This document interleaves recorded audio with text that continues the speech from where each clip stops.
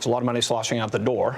We spend as a country about $3 billion a day in interest expense. So it's probably the first thing that got me focused on this and thinking about how do we get to this place? How do we spend more on interest expense than we do on defense, for example? So there's a lot going out the door. But my focus actually, while I've been here, has been on the agency side and on the workforce side, and how is the federal workforce of 2.3 million civilians, how's it constituted, how does it function?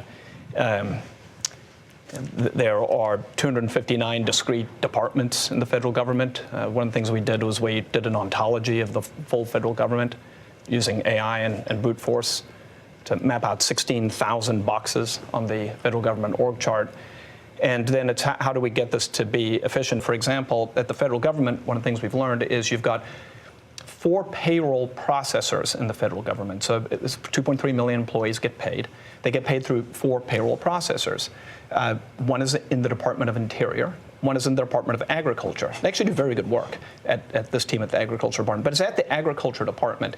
And they serve 76 federal agencies from the Agriculture Department for payroll. Everything from the IRS to the Smithsonian gets paid through the Agriculture Department. So that just doesn't make any sense. There should be one. You can debate where it should go. You should get the efficiencies of pulling those together. You should get the information that comes from pulling those together.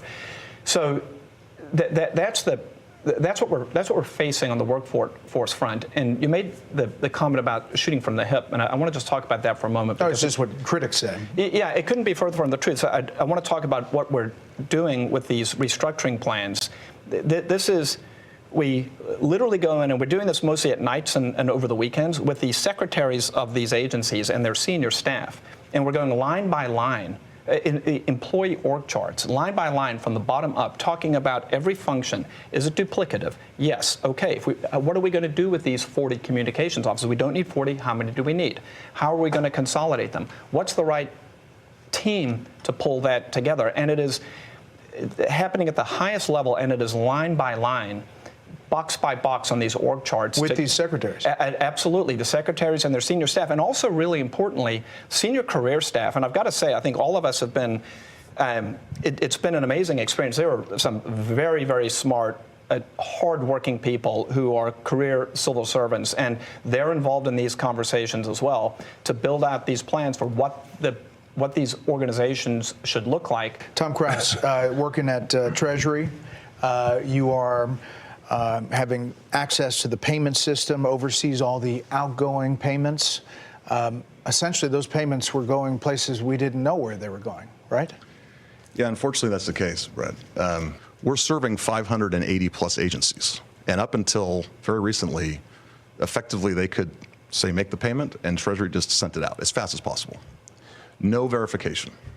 And so what we're doing is what any household would do. But imagine you're a household, you have a bank account, everyone has an ATM card connected to that account, everyone has a checkbook connected to that account.